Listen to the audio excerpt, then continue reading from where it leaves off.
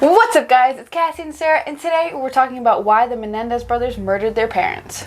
So if you like watching murder mysteries, make sure you hit that subscribe button and keep on watching. Joseph Lyle Menendez and Erik Galen Menendez are American brothers who were convicted in 1996 for the murders of their parents, live entertainment executive Jose Menendez and his wife Mary. During the trial, the brothers alleged that they committed the murders in response to years of sexual and emotional abuse they suffered at the hands of their parents, particularly their father.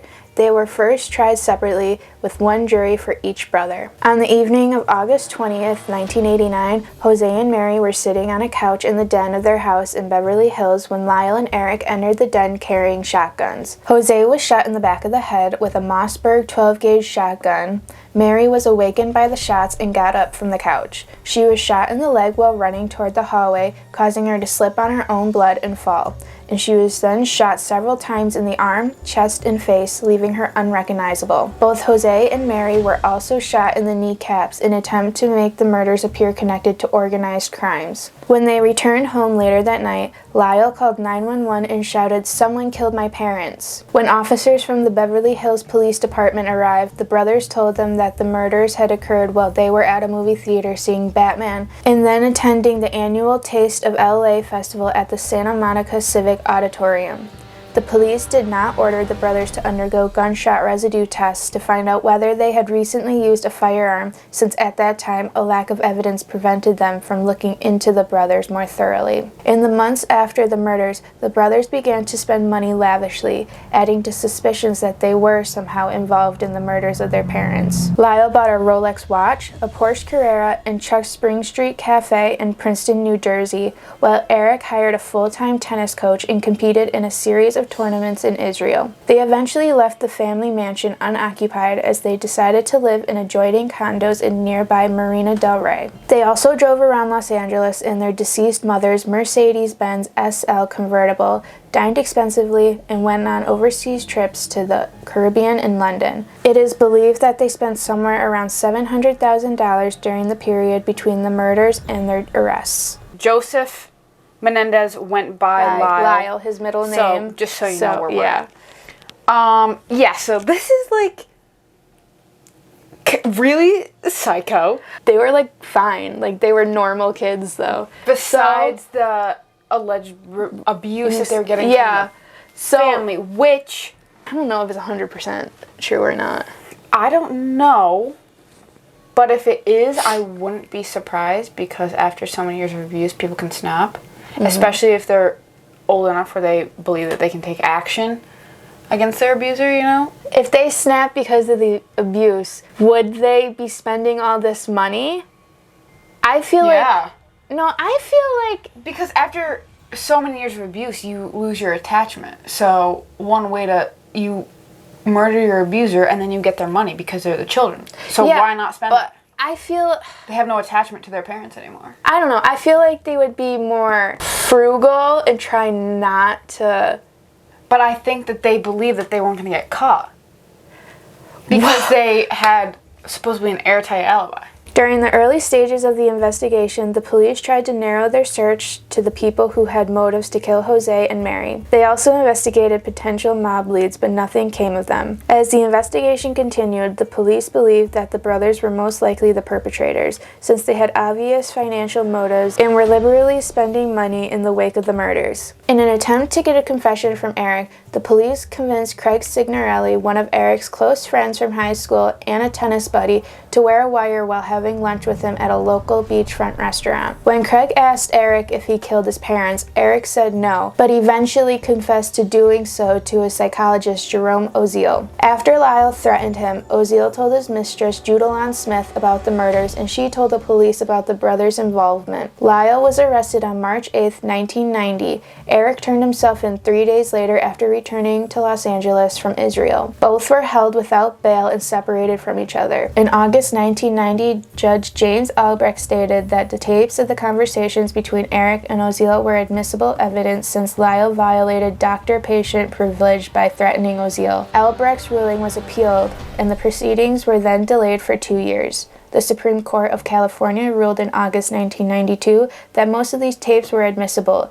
accepting the tape in which Erik discussed the murders. After that decision, a Los Angeles County grand jury issued indictments in December 1992, charging the brothers with the murders of their parents. They got caught. Yeah. Because They were the most likely. So, like, I think the police came to realize that they were probably being abused. I feel like maybe that's why. You know, and if their parents have so much money, and since the guys were spending it all, they were like, I mean, come on. I know, I Like- think what tipped them off was the spending. Yeah. The spending is what got them. Yeah. Because they stupid. They ended up confessing. Because, like, obviously... He already did, Erik already did to his psychologist, so they really had no way out of it at that point. And I feel like it would be, like, Lyle who would be the one to scheme, and Erik just kind of, like, going along with it. So you think that It's like- Lyle is like the, He's, like, the alpha. yeah, like the dominant one. Yeah. Kind of. The case became a national sensation when Court TV broadcasted the trial in 1993. Their defense lawyer, Leslie Abramson, became known for her theory that the brothers were driven to murder by a lifetime of abuse at the hands of their parents, especially sexual abuse at the hands of their father, who was described as a cruel perfectionist and pedophile. Meanwhile, their mother was described as a selfish, mentally unstable alcoholic and drug addict who encouraged her husband's abuse and was also sometimes violent towards them. The trial ended with 2 deadlocked juries. As a result, Los Angeles County District Attorney Gil Garcetti announced immediately that the brothers would be retried. The second trial was somewhat less publicized, in part because Judge Stanley Weisberg did not allow cameras in the courtroom.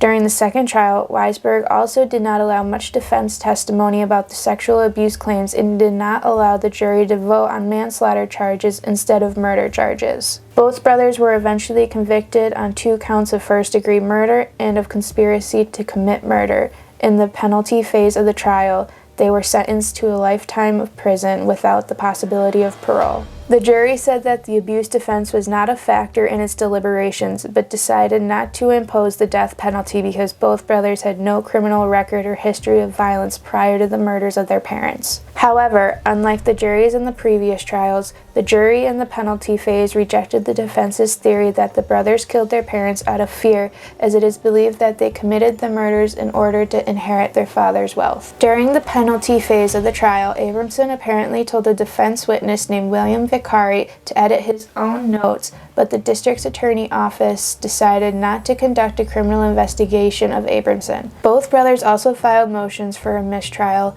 claiming that they had suffered irreversible damage in the penalty phase as a result of possible misconduct and ineffective representation by Abramson. On July 2, 1996, Weisberg sentenced the brothers to life in prison without the possibility of parole, and also sentenced them to consecutive sentences for the murders and the charges of conspiracy to commit murder. They in jail for life.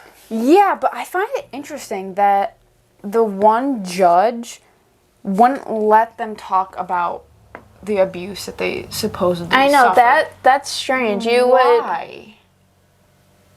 would... Maybe he... It is a he, right? We said... Yeah, Stanley. Yeah. Maybe he doesn't think that they were abused. Because maybe it's going on by, like, hearsay, like what the brothers are saying, because there were no...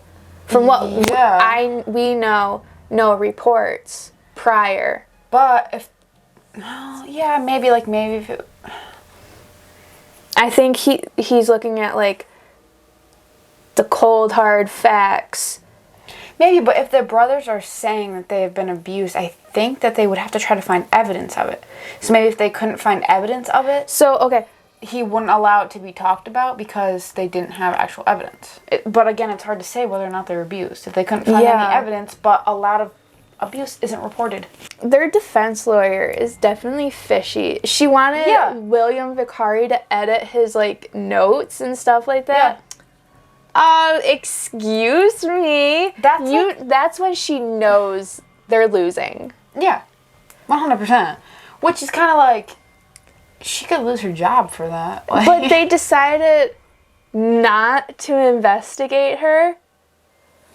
but maybe they couldn't prove that she told William to edit his notes. You know what I mean? So, like, Yeah, but there's no evidence. I don't know. Either way, they were in jail. everything's fishy. As in their pre-trial detention, the California Department of Corrections separated the brothers and sent them to different prisons. Since they were considered to be maximum security inmates, they were segregated from other prisoners.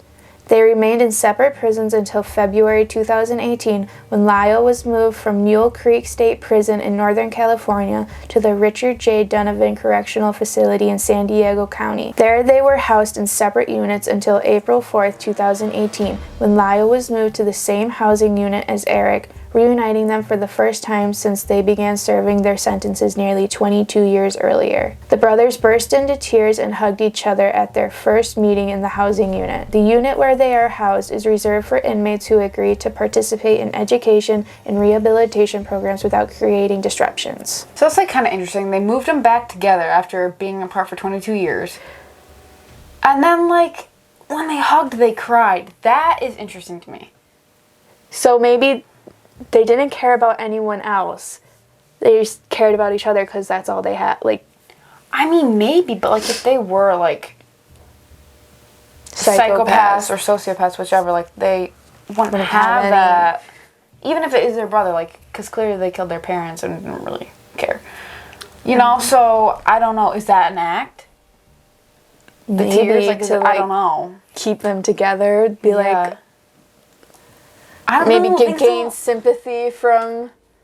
Yeah, the outside. I don't know. I'm still 50-50 on the abuse, like the sexual abuse. Yeah. Like, I can understand, like, oh, maybe their parents threw them around, but the sexual abuse is something that I'm still... It's hard to know because there's no reports, so it's just... I can believe that they killed for the money. Yeah, because if they had the ability to spend $700,000 between the murder and the arrest, like... And who actually did the killing? Was it Erik or was it Lyle? You were saying that you think that Lyle was the dominant one. I think it was Lyle. Erik is the one that told his psychologist, and that was it. But Lyle's the one that threatened the psychologist. Yeah. So that means Lyle understands it better, has a fear of being caught, where Erik is like more trustworthy. Like he's like, this is weighing on my conscience. It's like eating me. Yeah. So maybe it was just like Lyle dragged his brother into it. Type of deal. Like, let's get revenge on our parents. Let's take their money. Tell us what you guys think. Do you guys think that they were abused and scared, so that's why they killed him? Or do you think they just wanted the money? Make sure you guys like, subscribe, and comment on our video. It lets us know if you're enjoying our content. Hit that post notification bell. Yeah, that way you know when we post. We post every Friday at 3. Well, we'll bless your lives. We try to post every Friday at 3, unless something happens. Which seems to be the case. We will see you guys next Friday. Peace!